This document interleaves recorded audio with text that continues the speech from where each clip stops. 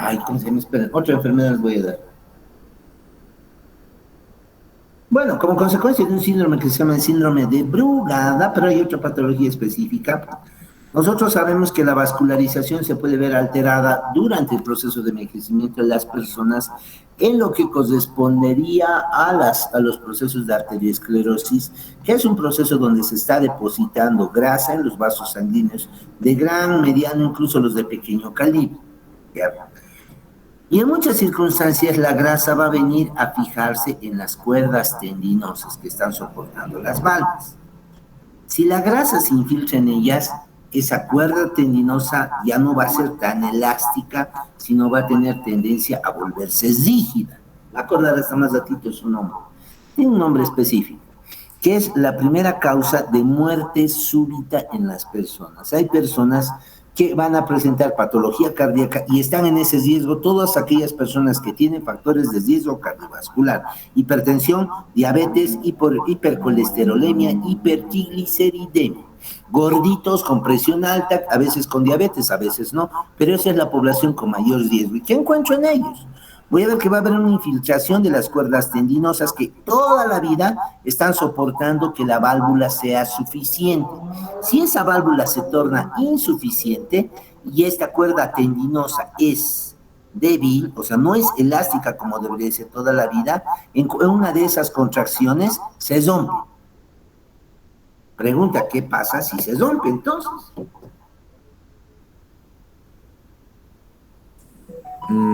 El latido es más leve, ¿no? ¿O No. paro? A esto me voy. Normalmente las valvas tienen a través de estas cuerdas tendinosas límites. Esos límites están dados porque la cuerda tendinosa no se elonga más allá de lo que debe estar, o debe hacer, perdón.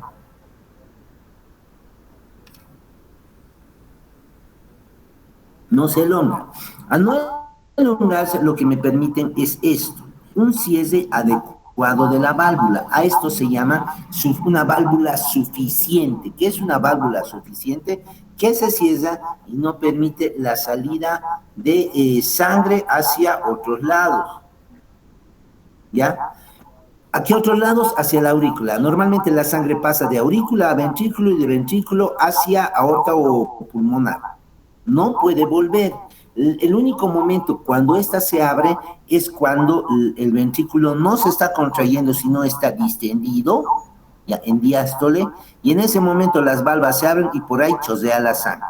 Cuando el corazón en su porción del ventrículo se cierra, esa contracción va a aumentar su presión y esa presión va a chocar contra las paredes de los vasos. Quiere decir que va a chocar contra las paredes y entre ellos va a estar la valva, por lo tanto las valvas se cierran y evitan que la sangre vuelva a la aurícula y solo la dirigen hacia las cavidades pulmonares. ¿De acuerdo? Ahora, cuando este corazón se relaja, las válvulas se abren. Eso es una válvula suficiente. Una válvula insuficiente no se va a cerrar completamente. Quiere decir que en el periodo de diástole va a mantener algún agujerito abierto. Eso se llama insuficiencia valvular. Lo mismo sucede con las válvulas aórtica y pulmonar, que si su cierre no es pleno, va a producir fuga o salida de sangre hacia lo que representa las porciones, digamos, vasculares distales que encontramos. Eso es insuficiencia. Las insuficiencias, si es que se produce una rotura de una cuerda tendinosa, van a ser amplias y van a provocar una insuficiencia cardíaca. Insuficiencia nosotros la definimos como la incapacidad del corazón de satisfacer las necesidades del organismo. O sea, ese corazón no es suficiente, es insuficiente. En insuficiencias vamos a encontrar insuficiencias de cavidades derechas y de cavidades izquierdas. O sea, voy a encontrar una insuficiencia aórtica, una insuficiencia pulmonar. Un ratito. Voy a encontrar insuficiencia tricuspidia e insuficiencia mitral como patologías que nosotros encontramos en todos estos procesos. ¿Ya? Ahora, la segunda patología que afecta a las válvulas van a ser las estenosis. Las válvulas son muy delgadas, prácticamente como un endotelio de un vaso de gran calibre, ¿ya? Que se está proyectando hacia el área central. Cuando se produce la sístole, sea del derecho o del izquierdo, la sangre sale por aquí.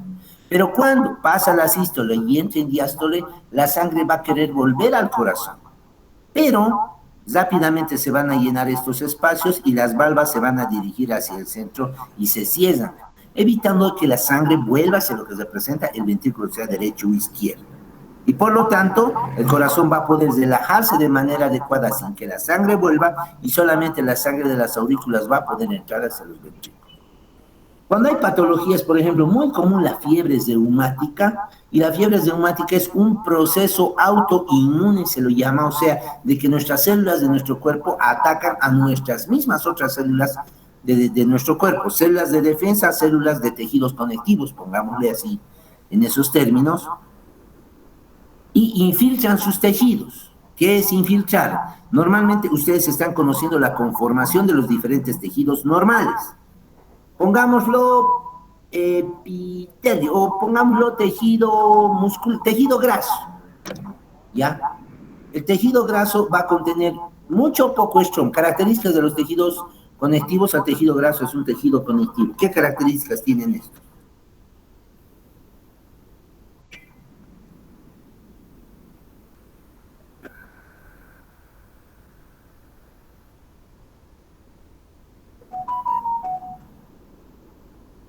Nadie sabe nada, nadie sabe. ¿Podría repetir, Doc? ¿Cuáles son las características de los tejidos conectivos? O conjuntivos, quizás con ese nombre quieran entender. Muchas pocas células, unidas, separadas. ¿Hay o no hay líquido extracelular? ¿Cuáles son sus características? Contienen líquido extracelular, Doc, abundante irrigación. ¿Mucho o poco? Mucho. Mucho. Es más que en un tejido epitelial, por ejemplo, ¿cierto? Sí, Doc. Bien, esta es una característica. ¿Sus células están juntas o separadas? Hay células fijas y las móviles, Doc. Puede haber células fijas o células móviles. Son células que tienen núcleos, que tienen actividad celular y que también tienen potencial de dividirse. Y en estos tejidos conectivos deberíamos encontrar neutrófilos, que son otras células. Sí, Doc. No, no encuentro eso. En una inflamación. Puedes encontrar un neutrofilito loco por ahí que esté, pero conscientemente en un tejido conectivo. Por eso deberían estar aprendiendo ustedes histología. No deberías encontrar neutrófilos. Y se habla de una relación o de un estroma, que sería justamente todos esos componentes del tejido, que si bien tienen líquido, el líquido tampoco es tanto. Ahora pondremos una inflamación que le da el término de itis, un sufijo, agarra y te va a decir que ese tejido que estás viendo, que en teoría deberías conocer cómo es normal, ha empezado a llenarse o lo ha empezado a invadir más líquido, a eso se llama edema. Y segundo, van a aparecer la primera línea de defensa del cuerpo que existe a nivel sanguíneo. ¿Cuál es esa? Neutrófilos. ¿Y por qué aparece más líquido? Porque el tejido inflamatorio va a promover de que los vasos sanguíneos se dilaten, va a haber vasodilatación y por eso un tejido inflamado es más caliente porque le llega más sangre. Si su tejido si llega más sangre y los poros se abren más, sale más líquido. Y las células más chiquitas, que son los neutrófilos, también empiezan a salirse de los compartimentos vasculares, haciendo que se produzca un edema, un infiltrado de polimorfo nucleares o de neutrófilos, si quieren ustedes, y una vasodilatación, que es de los tres elementos que encontramos nosotros en un proceso inflamatorio de cualquier tejido. Lo particular, bueno, eso en cuarto lo van a aprender, lo particular que se da acá es que estas membranas son muy delgadas y tienen que ser delgadas, firmes pero delgadas.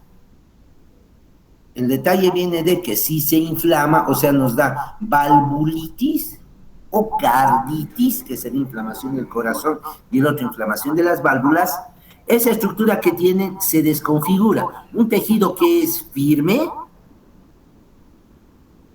por el exceso de líquido se va a volver gelatinoso, usaremos esa palabra, o flegmonoso. Y si es que estas se han inflamado, o estas también, estas válvulas, tienen tendencia a adherirse durante su proceso de recuperación. Si se adhieren, cuando se curen ya no se van a separar, sino se van a mantener unidos, generando agujeros que son permanentes. A ese proceso se lo llama estenosis valvular. Las valvulopatías van a ser de tipo de estenosis o de tipo de insuficiencia. Puede haber estenosis, insuficiencia, puede haber también la persona. Estas valvas delgadas se pueden pegar en sus bordes, esas son las estenosis. En la vascularización vamos a encontrar que el corazón, casi en todas sus ramas, poco se anastomosa y solamente se anastomosa algunas veces en la punta del corazón. Por lo tanto, si en tu cuerpo o en tu área pulmonar se formase un trombo y este llegase al ventrículo izquierdo y de ahí quisiera viajar a otra parte del cuerpo, puede entrar ese trombo que se ha formado hacia la arteria coronaria derecha y izquierda y tapar su vaso sanguíneo. Si se tapa y no llega sangre a este segmento diremos, ese segmento se muere. ¿Qué se llama eso? Infarto.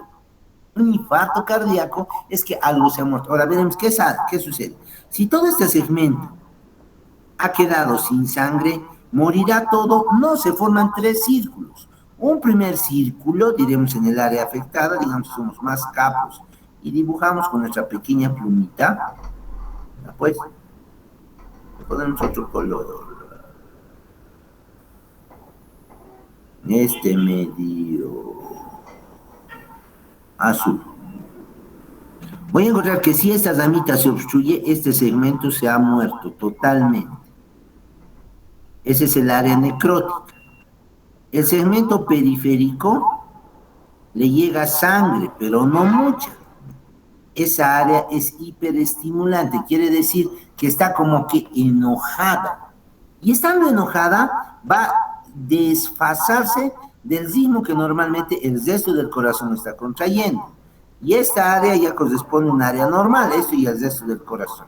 O sea, cuando un área se infarta, esta área se murió, esta otra área puede intentar compensar la función, pero está hiperestimulable y esta área ya está normal. Esas 3 áreas se encuentran cuando existe un infarto. Esta área hasta se puede romper y la sangre se puede chorrear hacia afuera. Esta otra se contrae, pero no se va a contraer este segmento al ritmo normal que se está contrayendo el resto del corazón y es lo que determina la lesión cardíaca por infarto. ¿Entendieron? ¿O mucho para ustedes? Sí. Doctor. ¿Qué? Cuando, digamos, hay una mala formación en el tabique interventricular, doctor, y justamente se llenan las cavidades de dióxido de carbono y oxígeno, ¿habría algún tipo de solución, doctor? No me has dicho algo coherente, por lo menos en la segunda parte, ¿ya? Nosotros veremos, dame un cachito, voy a encontrarnos esto. A ver, plantéamelo, cosa que lo entendamos mejor, tu concepto, por favor. Ya, doctor. Cuando no hay una formación del tabique interventricular, doctor, ¿es posible que el dióxido, que la parte desoxigenada que llega al ventrículo derecho y la parte oxigenada que justamente está en el ventrículo izquierdo, es posible que se mezclen? Y si habría algún tipo de solución, doctor, si es que pasa eso. Ya, sigue estando mal planteado, pero ya te entiendo más. Déjame un cachito, voy a encontrar una presentación que me muestre lo que quiero mostrar. A ver, en aquí quizás. Tórax. Corazón, a ver ¿de dónde es? No, que no es este.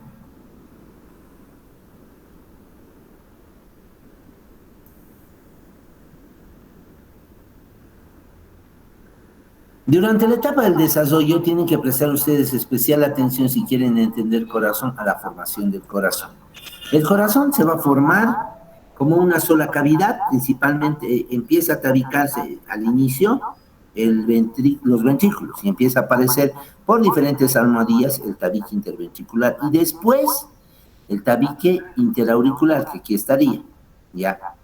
El tabique interventricular que hace referencia a su compañero va a ser un tabique que va a tener 2 porciones. Una membranosa pequeña desde el vértice de esta segunda porción, que es la porción muscular, hasta el tabique interauricular y auriculoventricular. Hasta ahí llega. Quiere decir que el tabique interventricular tiene dos porciones, una porción muscular gruesa y una porción membranosa delgada. A veces la porción membranosa no cierra completamente y presenta agujeritos. Depende de la edad de la persona.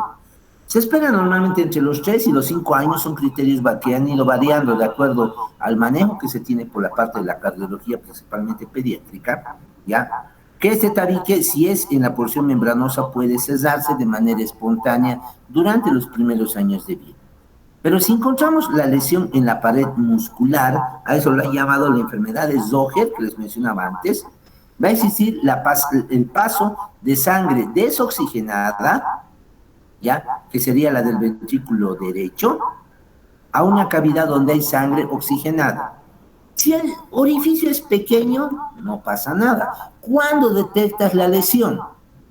Cuando la persona empieza a tener patología cardíaca producto de la mala oxigenación de la sangre.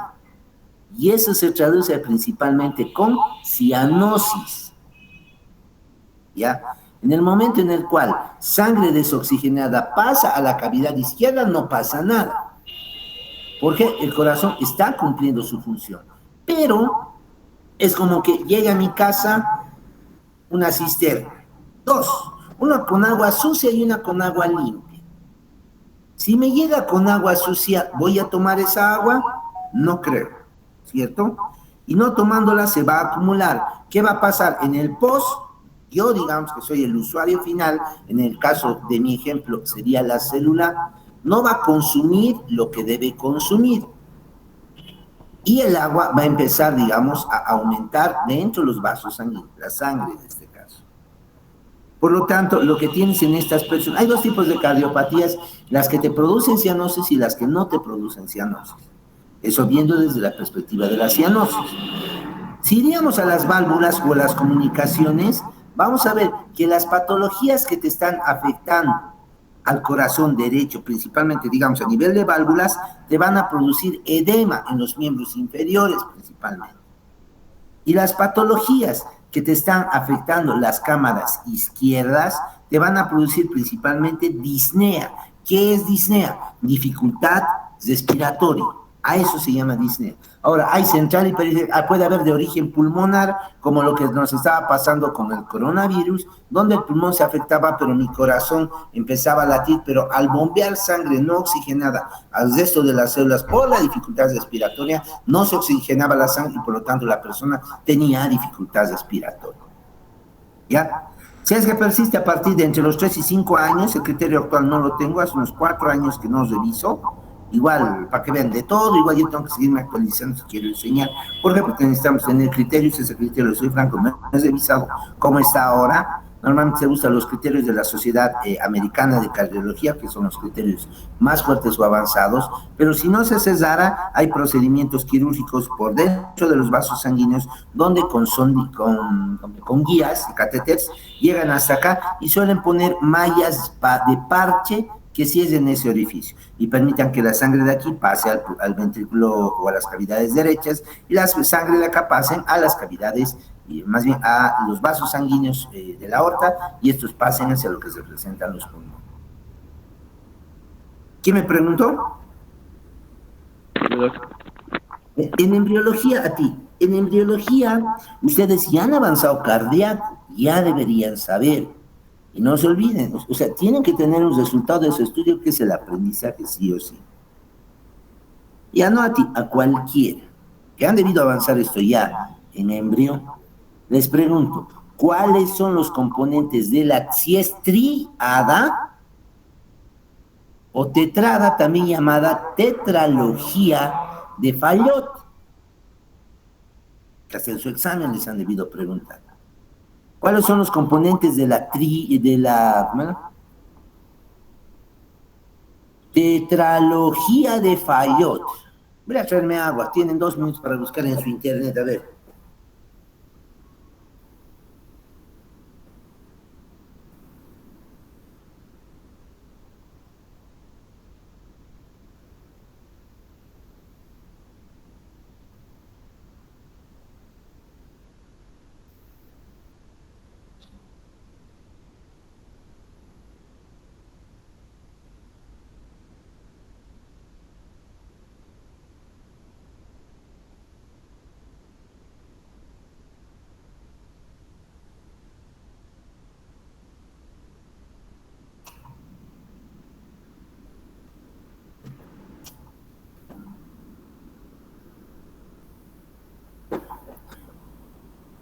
No voy a preguntar si alguien sabe, por favor, hágame notar que estoy equivocado, pero no merecieran aprender. Les estoy hablando de patología del corazón en cuanto a sus bases fisiopatológicas. No merecerían ustedes aprender si no saben la base de una materia que están llevando, que es embriología.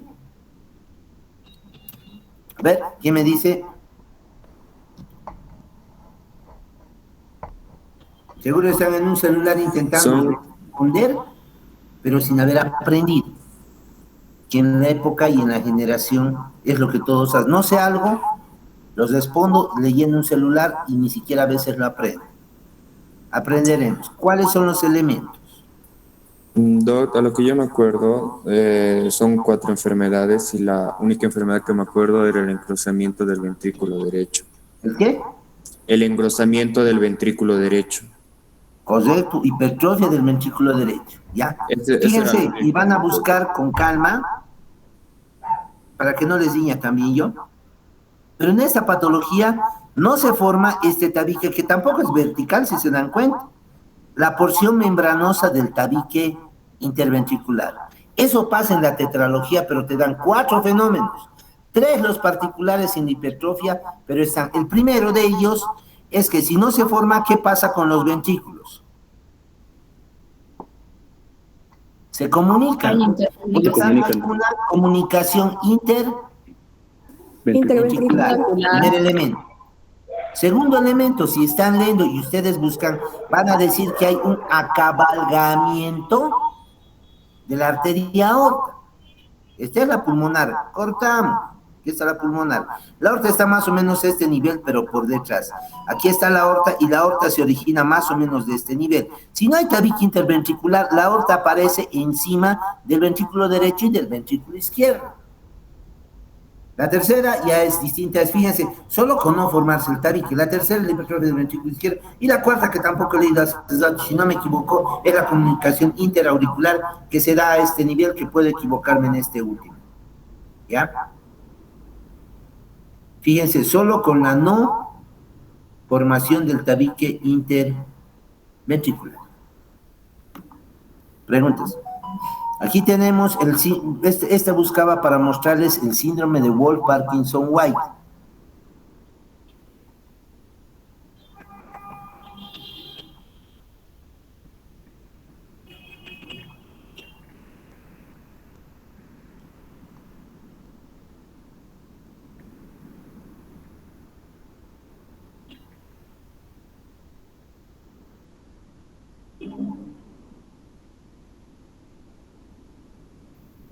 Ya, en el síndrome de Wolff-Parkinson-White viene muy vinculado a lo que se presenta en el sistema de conducción del corazón. Ya, el sistema de conducción del corazón va a tener como componentes, hemos hablado nosotros en la anterior clase, lo que se presentaba el nodo sinusal, las fibras internodales y el nodo aurículo-ventricular.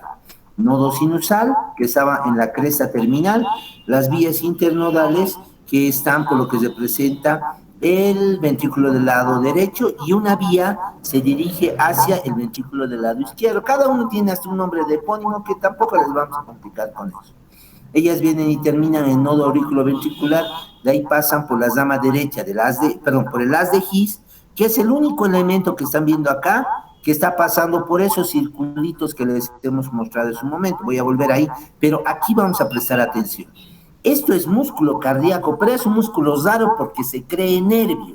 O sea, el músculo debería contraerse y relajarse y ahí acaba su función. Pero estas fibras musculares dijeron, no queremos ser como el resto, y se han vuelto fibras que conducen estímulos nerviosos. Fibras musculares que en vez de ser nervios, son músculos.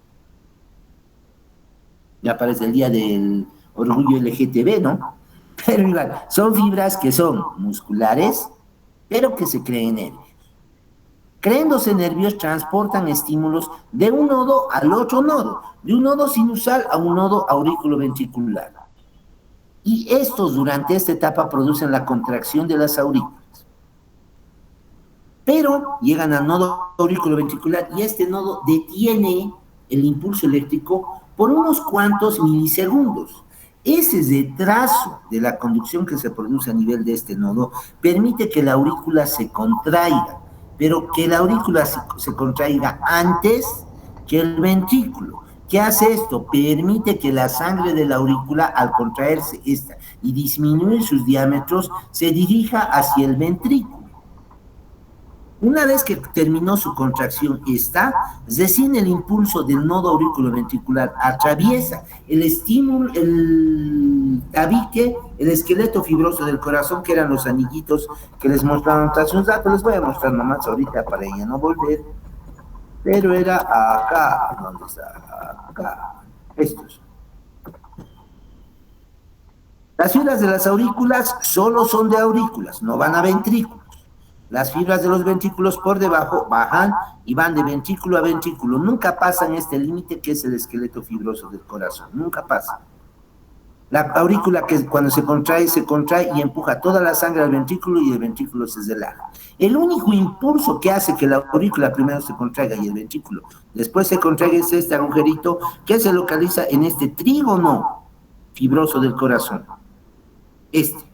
Si vuelvo a la imagen de hace rato, era lejos, pero haremos rápido. ¿Dónde estás?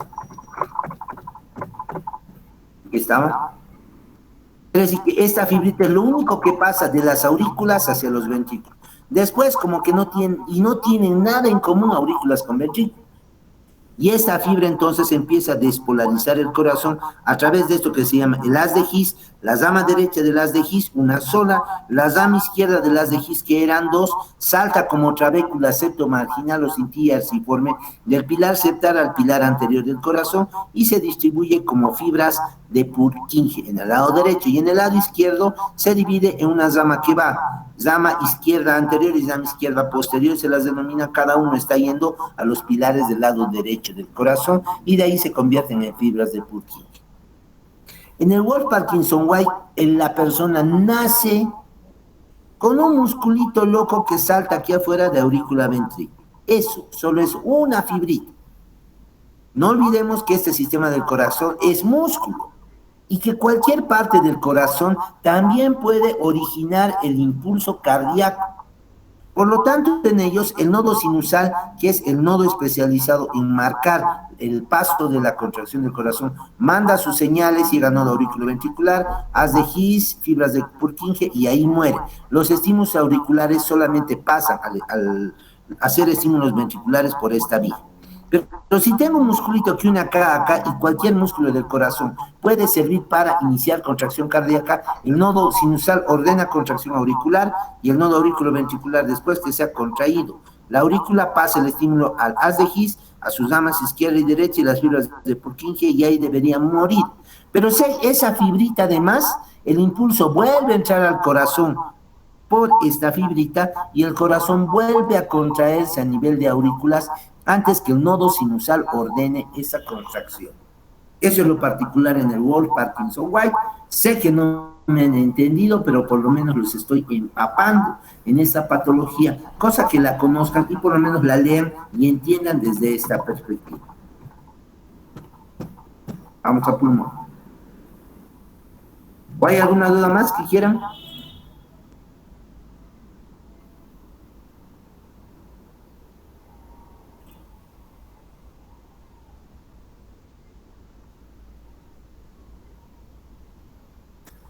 Ya, el pulmón van a ser dos cavidades que nosotros estamos encontrando a cada lado de lo que representa el corazón. Esos van a estar ocupando una cavidad que se llamaba, si hago el corte a nivel del corazón, del mediastino inferior, una cavidad que se llamaba pleuropulmonar, ya en la cual están ocupados por los pulmones y las pleuras, y una cavidad central a la cual yo voy a denominar el mediastino. El mediastino a su vez se subdivide en mediastino anterior, mediastino medio y mediastino posterior. Si es que agarro y empiezo a estudiar estas cavidades de una mejor forma, voy a ver de que las pleuras van a ser unas membranas ya igual rígidas, duras, que están envolviendo al pulmón, pero que van a ocupar más espacio que el mismo pulmón en todo su trayecto. Ya estas cavidades hacia abajo se limitan por las pleuras, hacia la parte externa por las costillas y los músculos intercostales. Hacia arriba sobresalen unos cuantos centímetros del estrecho torácico superior y medialmente se van a relacionar con lo que representa el mediastino. Vamos a hablar nosotros de proyecciones que se van a dar en estas pleuras. Normalmente el pulmón a más llega hasta el sexto cartílago costal. mientras que la pleura en la parte anterior llega más o menos hasta el octavo cartílago costal. A nivel del esternón, el octavo no llega hasta el esternón, por lo tanto a nivel del esternón se origina de la séptima, después pasa al octavo cartílago costal. Hasta ahí llega la pleura y el pulmón solamente hasta la sexta. Ambos en la parte posterior llegan a nivel de la onceava vértebra, a la onceava costilla, generando un espacio mayor de pleura que de pulmón. Si nosotros vemos en la parte lateral, en la línea axilar media, vamos a ver que el pulmón llega hasta el octavo espacio intercostal y la pleura llega prácticamente hasta el 10º espacio intercostal. Es por eso que las punciones se tiene que saber dónde se está funcionando cuando se está haciendo una evacuación o colección de líquido, punción de líquido que existe en la cavidad torácica. La pleura se va a dividir en dos grandes membranas, una pleura que envuelve la pared torácica por dentro y se la denomina la pleura parietal, y una pleura que envuelve al pulmón propiamente dicho. A esa pleura se la llama pleura visceral. La pleura parietal va a tomar contacto con todos los elementos que están alrededor de los pulmones y por lo tanto se lo subdivide en una pleura cervical, que es la parte que cuando nosotros estamos expirando sobresale hacia el cuello. Ya por eso se la llama plexo cervical. Una segunda pleura que está en relación con los músculos intercostales y con los huesos intercostales, y a esa pleura se la denomina la pleura costal. Esta desciende hasta por lo menos el octavo espacio intercostal en una línea axilar media y genera un espacio de receso entre las costillas y el diafragma. A este espacio cavidad se lo denomina receso costofrénico o costo diafragmático. Costo frénico o costo diafragmático. Después este sube hasta más o menos el sexto o quinto espacio intercostal y se dirige hacia adentro. Llegando hacia el mediastino, bruscamente gira y separa a toda la cavidad pulmonar del mediastino y a ese nivel cambia de nombre de pleura frénica, que es la tercera, a una pleura que se llama mediastínica. Esta pleura mediastínica llega a nivel del bronquio, la arteria y las venas pulmonares y se da la vuelta, formando una estructura que está envolviendo a estas que se la denomina el ligamento pulmonar y posteriormente me va a venir a envolver a los pulmones. Aquí tengo la pleura diafragmática, que son las 4 porciones de pleura que estoy encontrando. Si hago un corte, lo estoy viendo aquí, la pleura costal, todo esto con verde, que gira y se vuelve en la pleura mediastínica.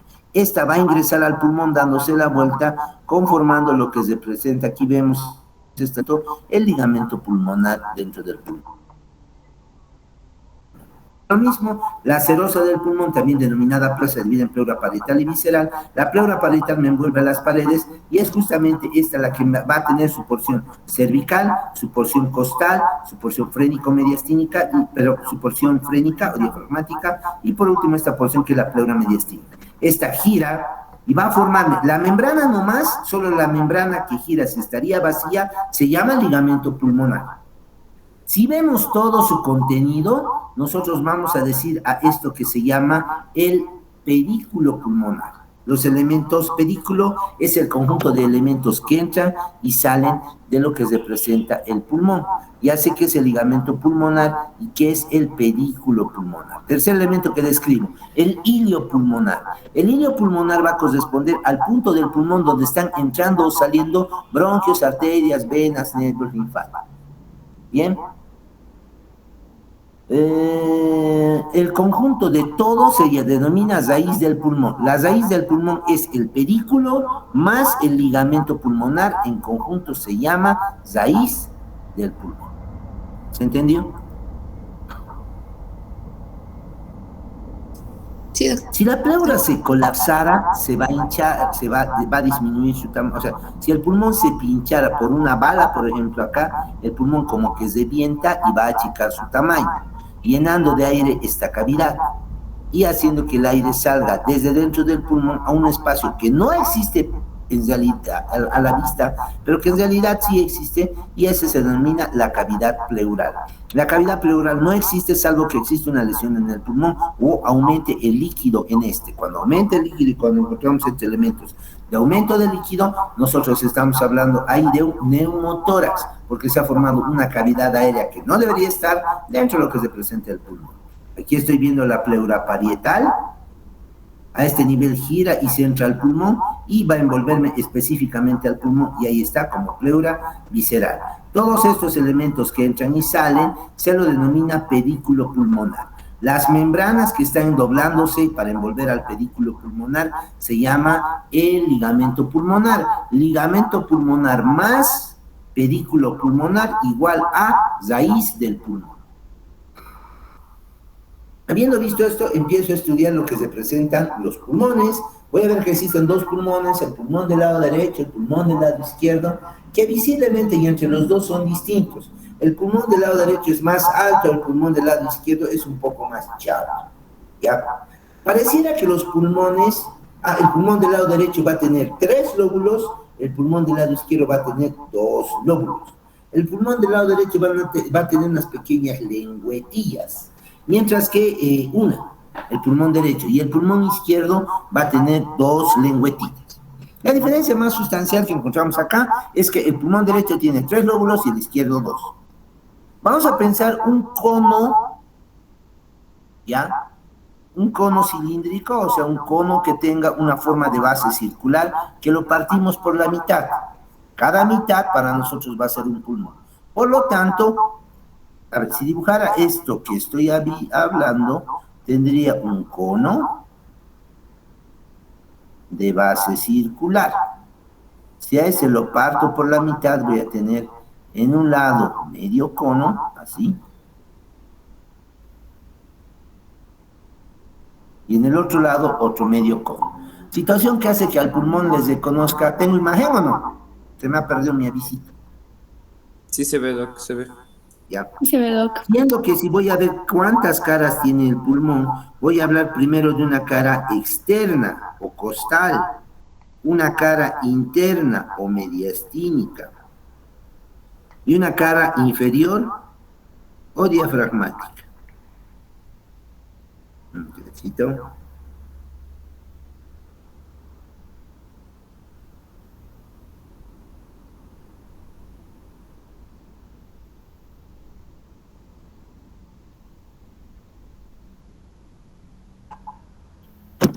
Vuelvo a mi lapicerita a ver, a mi puntero, pluma,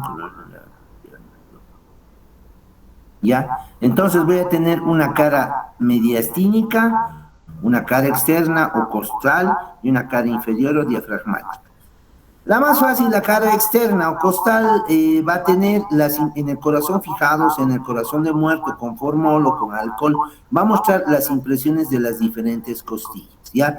La primera, la segunda, la tercera, la cuarta, la quinta, la sexta, séptima, así sucesivamente.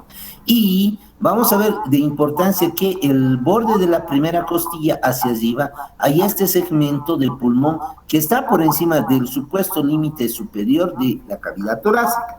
Quiere decir que el vértice, o también llamado el ápice del pulmón, sobresale del pulmón hacia lo que representa el cuello. Situación que puede producir un colapso pulmonar, un explote del pulmón, si es que tengo una lesión en el cuello, imagínense.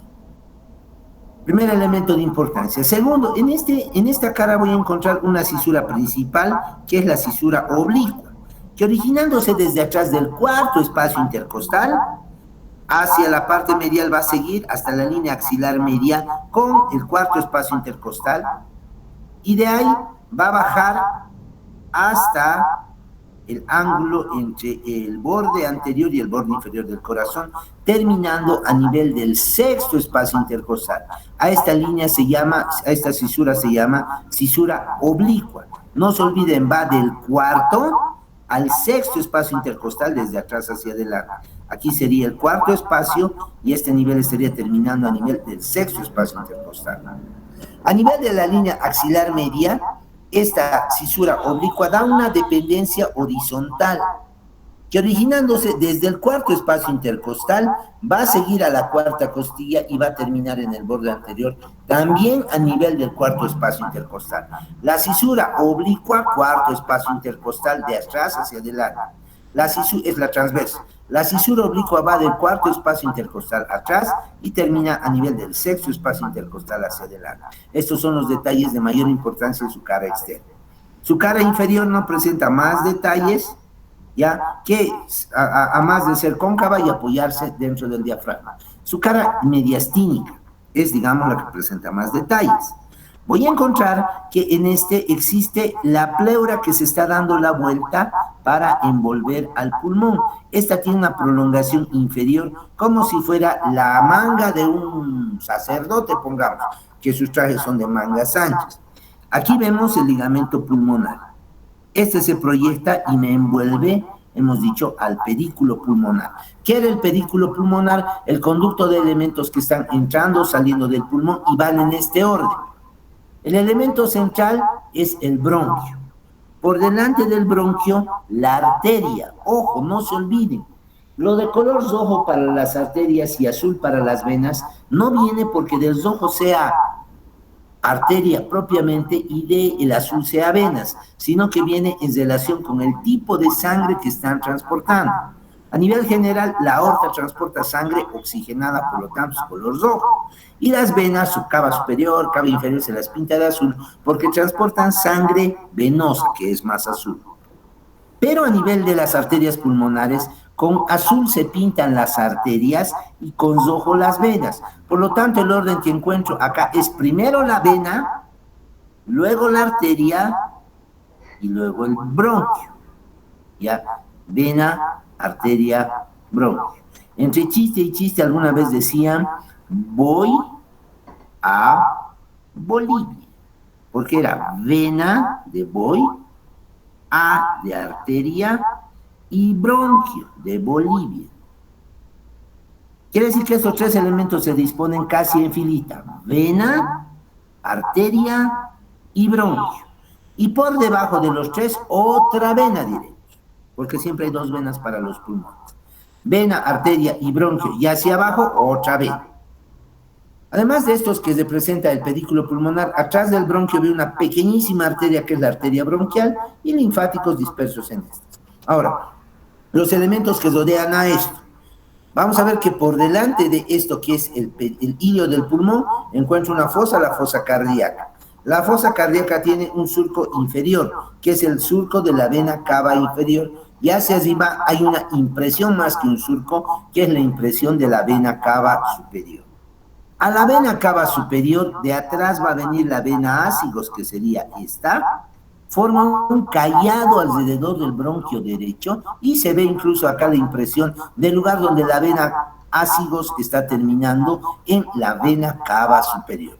Hacia atrás encuentro la impresión de la tráquea, que sería la anterior, y esta segunda que sería la impresión del esófago.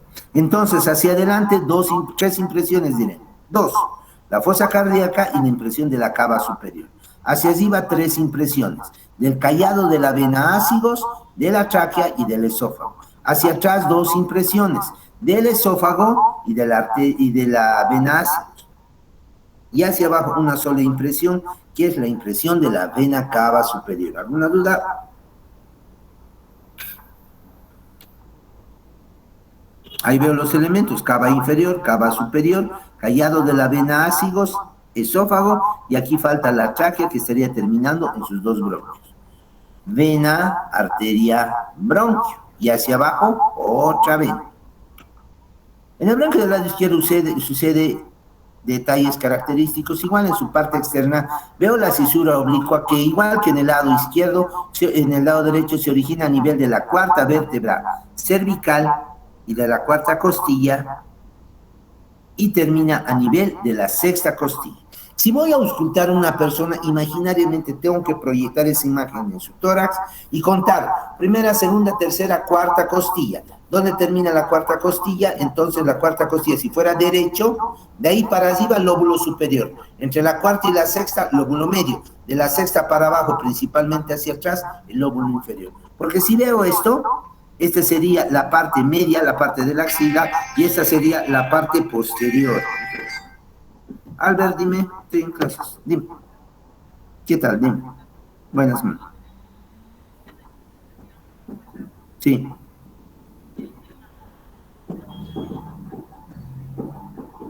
Ah, ¿tienes página? ¿Y no te han ceñido por los errores ortográficos o qué? Ah, y obtiene 2 errores ortográficos. Ya ni modo, ya sabes qué vamos a hacer, está hecho. ¿Ya? Mañana tienes que ir. Dime, dime.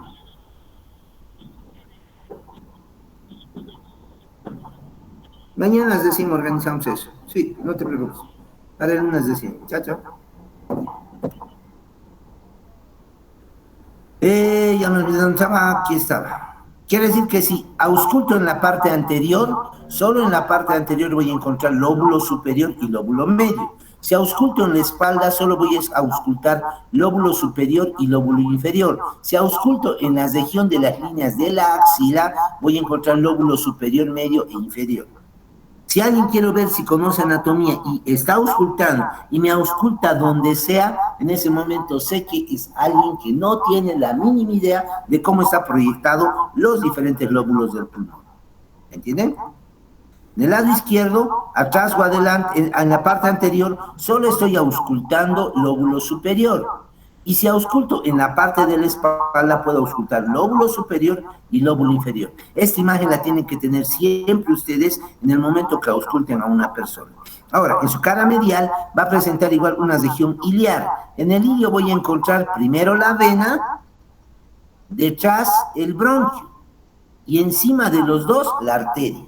Y por debajo otra vena. Si quieren, aquí forman una cruz, no una línea. Vena, bronquio, y arriba de los dos la arteria, y abajo otra vez. Si voy a ver las imágenes de la proyección acá, voy a ver que en las impresiones hacia adelante, fosa cardíaca, hacia arriba, callado de la aorta. Si quieren, también aquí estoy viendo la carótida y la subclavia. Hacia atrás, el esófago. Perdón, hacia arriba el esófago. Y hacia atrás se continúa con esto que es el esófago todavía. Y en la parte posterior igual veo el callado de la arteria aorta como se está proyectando. Si lo dibujo, aquí tengo el esófago, como les decía, el callado de la aorta, como les decía, la vena subclavia del lado izquierdo, la vena carótida y el tronco arterial brachiocefálico. Delante, fosa cardíaca.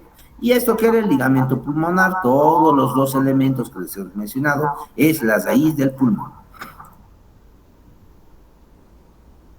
Si veo desde la otra perspectiva, voy a ver el árbol traqueobronquial. Este árbol traqueobronquial va a estar compuesto desde la parte superior, porque representa la laringe, que estaba formado por un cartílago o por un hueso que se llama el hueso hioides, y varios cartílagos, 3 impares: cartílago tiroides, cartílago cricoides y el cartílago epiglótico como cartílagos impares, y cartílagos pares, los cartílagos aritenoides, corniculados y cuneiformes. La laringe, en cuello lo vamos a ver.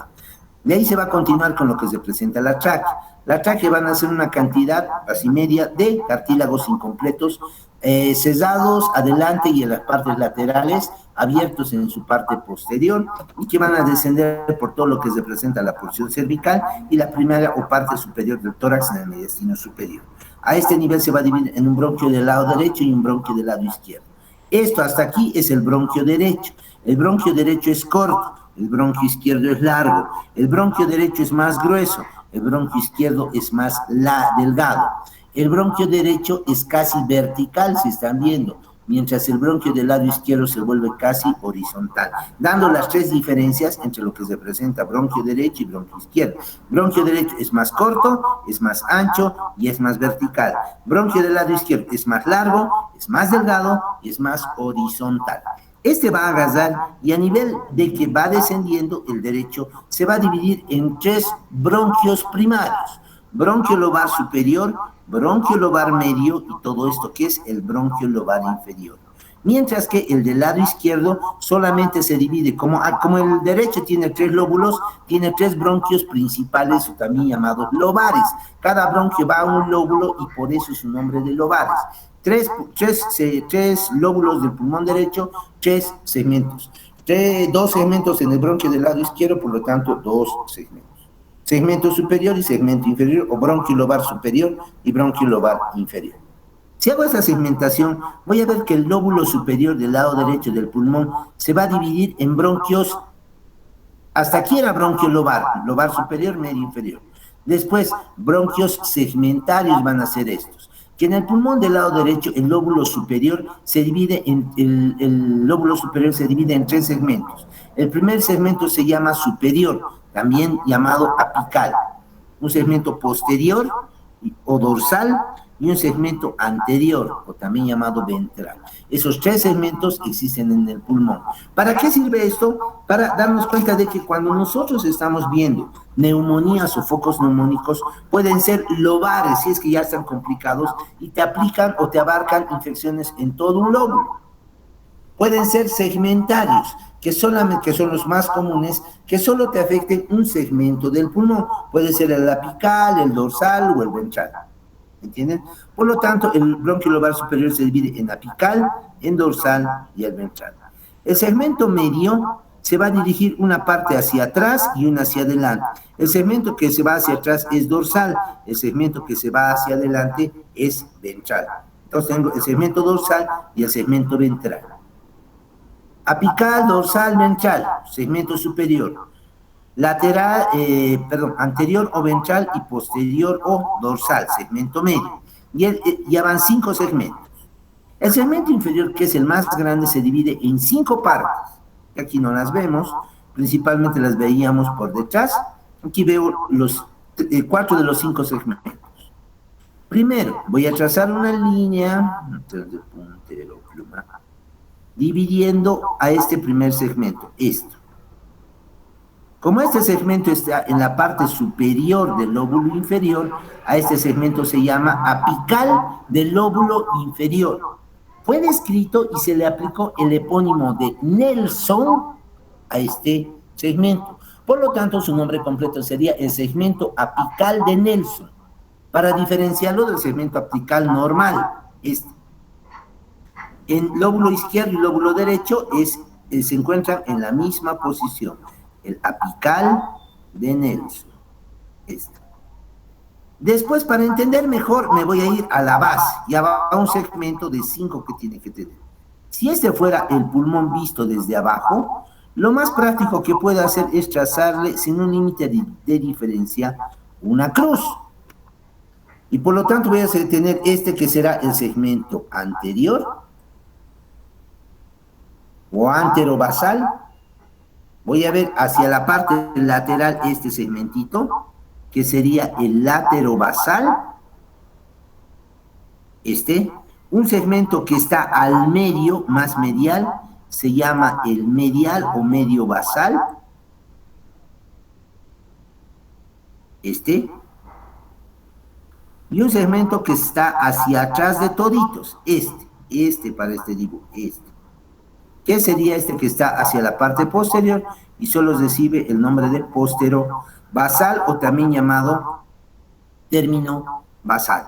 Entonces encuentro un segmento anterior, anterobasal, lateral o laterobasal, medial o medio basal y el posterobasal o término basal para otros autores que se encuentra hacia atrás. 10 segmentos para el pulmón derecho, lóbulo superior 3, apical, dorsal, ventral.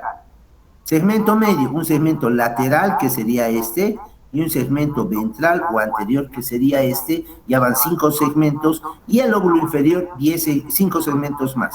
El apical del lóbulo inferior o apical de Nelson, el anterobasal, laterobasal, medio basal y posterobasal, que son los segmentos que terminarían acá.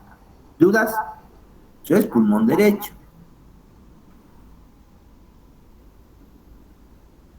Aquí ven segmento 1, 2, 3, 4, 5, 6, 7, 8, 9 y 10.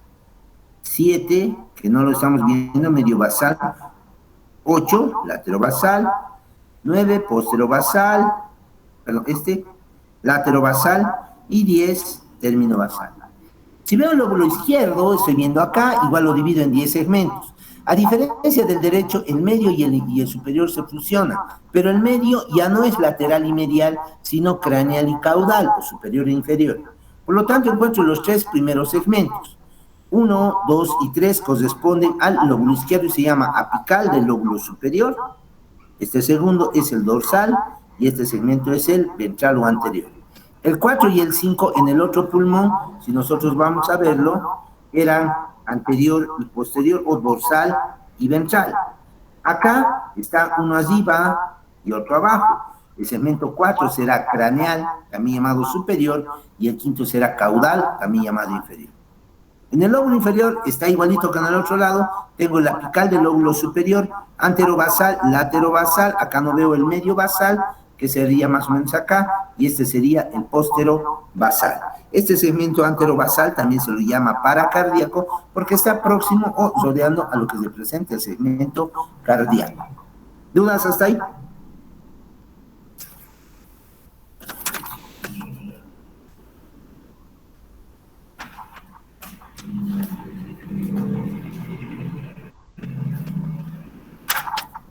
No, creo que no. ¿Han entendido todo? Me sorprende, qué capos.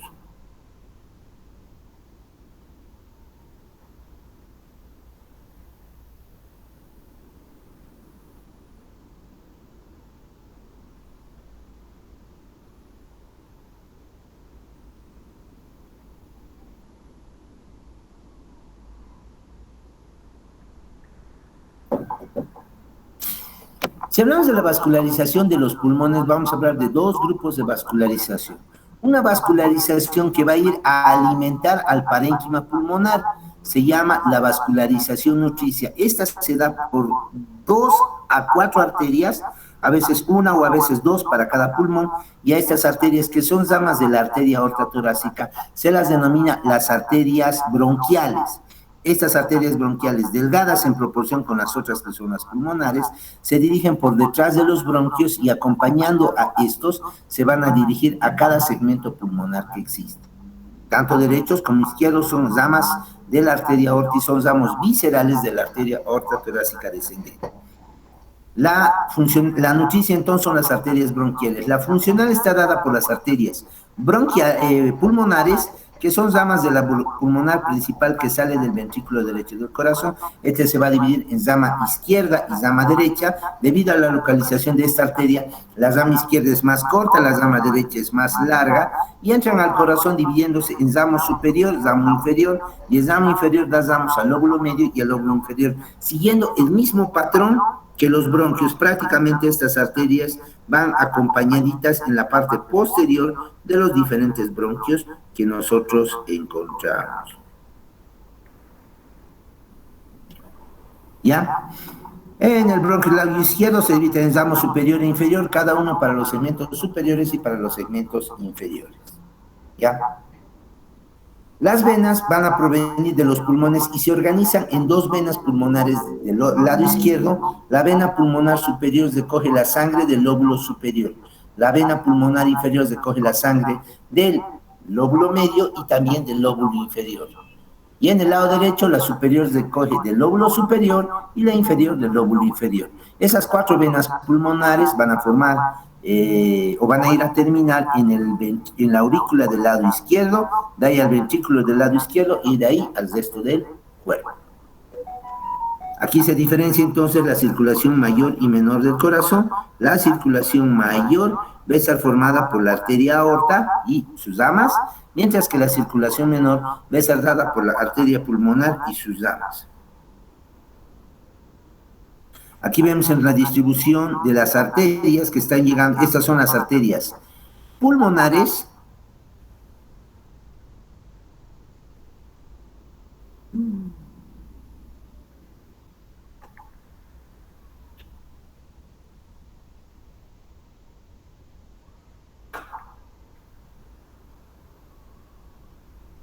Las arterias pulmonares llegan y vascularizan periféricamente los alveolos, de manera que cuando estos se llenan de aire, por difusión directa el oxígeno pasa desde el interior del alveolo a los vasos sanguíneos pulmonares, en venas pulmonares, y estas se van a...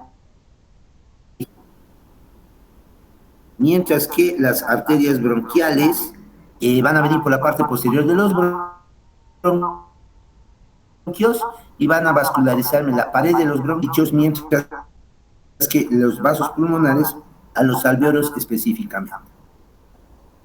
Esto estamos viendo las arterias bronquiales que están dirigiéndose por los bronquios. Lo mismo. Las venas bronquiales van a ir a terminar hacia las venas hemiácigos en el lado izquierdo y ácigos mayor en el lado derecho, y mediante esta, las hemiácigos van a terminar en las venas ácigos, y las venas ácigos, como vimos hace rato, a través de un callado van a ir a terminar en la vena cava superior para ingresar directamente después hacia lo que representa el corazón.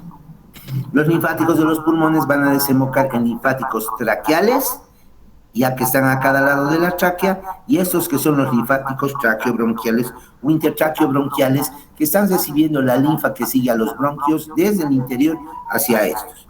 Por último, encontramos los ganglios en el hilo del pulmón, que están muy próximos también, que son los afectados. Si hay un tumor o una infección fuerte a nivel de los pulmones, los linfáticos que primero se aumentan de volumen son los ganglios iliares y los traqueobronquiales, y por último los laterotraqueales.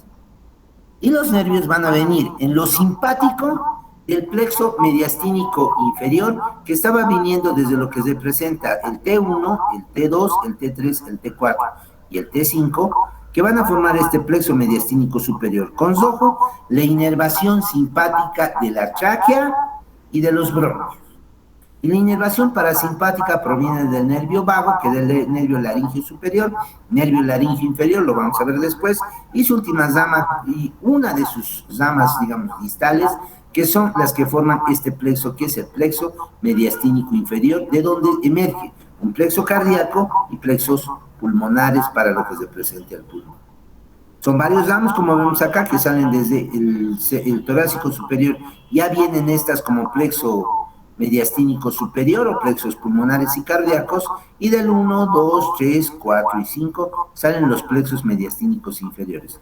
Todos ellos vienen a un ganglio, que es el ganglio estrellado, que se encuentra por debajo del callado de la aorta, este sería más o menos el ganglio, y de ahí salen las ramas de inervación para todos los elementos del mediastino, tanto superiores como inferiores.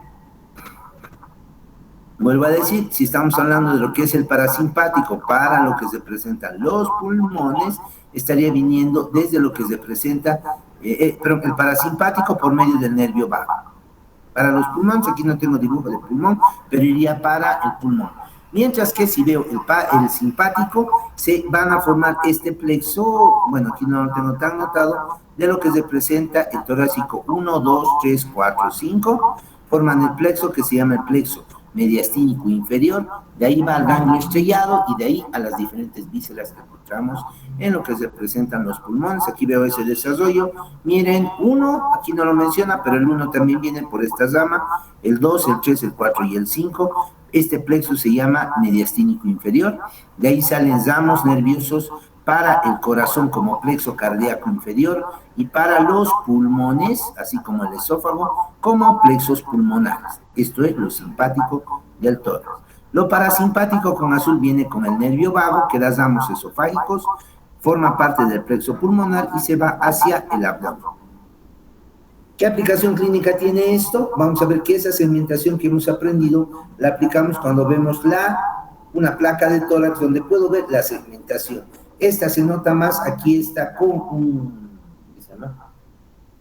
medio de contraste, normalmente vario, incluso se utilizan otros elementos, no me acuerdo de los otros, ya, pero estos en los estudios imagenológicos van a pintarme lo que se presenta los diferentes segmentos pulmonares, y vamos a poder diferenciar a las ramas pulmonares para ver si todo el pulmón está insuflado. En el caso de neumotórax, voy a ver que no hay, esto se llama la trama vascular, son vasos sanguíneos y bronquios. Si solo estaría negro, la cavidad torácica estaría llena de aire, pero no perfundida. Eso sucede con los neumotórax. Se puede quitar en el pulmón, la segmentación sirve para eso. Si se hace una disección de un pulmón, se puede quitar solamente un segmento. Por ejemplo, aquí estarían quitando un segmento apical. Si es que se estaría afectado por un tumor o por una neumonía grave, incluso por destrucción, por tuberculosis. Puedo aplicar o quitar todo un segmento pulmonar. Y si la lesión es amplia, puedo quitar todo un pulmón. Pero se intenta primero solo sacar segmentos. Si es que hay mucho segmento afectado, entonces se saca todo un lóbulo, y si todo el pulmón de un lado está afectado, se saca todo este y se deja el otro pulmón. ¿Dudas?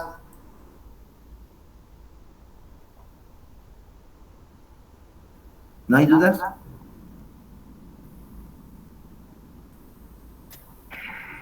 Hoy es miércoles, tienen hasta el día sábado para tener presentable en su corazón, ¿ya?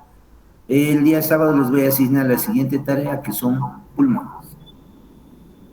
Así que no se retrasen, por favor. Ya estamos en una etapa activa de clases, con más preparados, con más detalles dice cara, así que esperamos de ustedes el mayor compromiso. Si no hay nada más, les agradezco y nos vemos la siguiente clase. Doctor, ¿y cómo presentamos los corazones? Video donde muestres, de ser posible antes de abrirlo, los detalles anatómicos que reconoces. Aquí está la coronaria irregular anterior, aquí está la coronaria derecha, aquí está la coronaria izquierda, en su cara inferior veo la interventricular inferior, etcétera, etcétera. Doctor, usted dijo que podíamos hacerlo en parejas, ¿verdad? Si quieren hacerlo en pareja, si les parece difícil, pero me pareciera mejor que lo hagan solo. Ya está Me bien. parece, pero no es que sea la norma. ¿He subido o no he subido?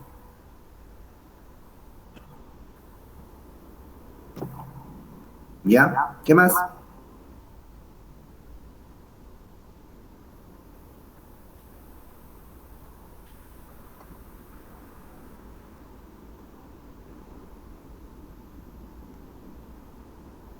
Doc, ¿será posible que las diapositivas las puedas subir al Classroom como método de estudio? ¿Que suba qué? Las diapositivas ¿Cuáles son las diapositivas si solo he hablado de una diapositiva? de ¿Corazón o de corazón y pulmón? de corazón y de pulmón, Doc. Ya me va a llenar mis cosas. A ver, voy a ver si lo puede. encuentro. ¿Ah? Sí se puede, Doc. Y si no se puede, no. Con uno está Lo poder bien. todo se puede, pero a veces hay cosas que no se quieren. Ah,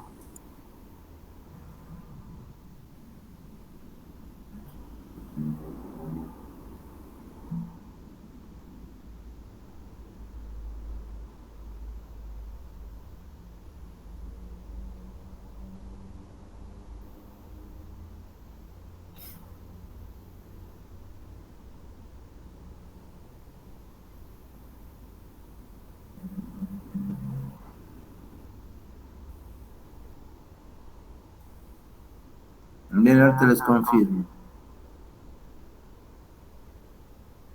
Ya, que cargue, denme un minuto.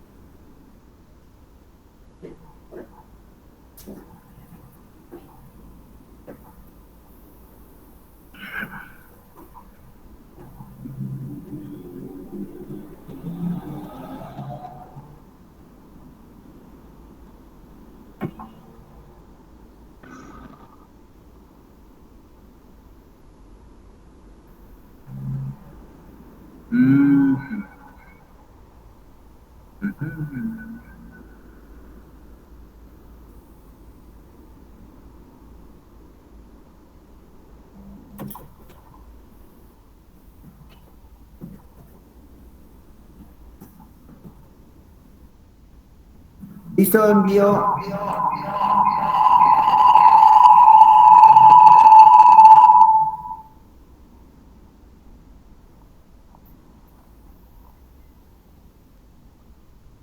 Ya, bueno, les he enviado. Vemos después. Chao, doctor. Gracias, cuídense, hasta luego. Gracias, doctor. Buenas Gracias, noches. hasta luego. Chao. Hasta luego, doc. Hasta luego, doctor. Luego, doctor.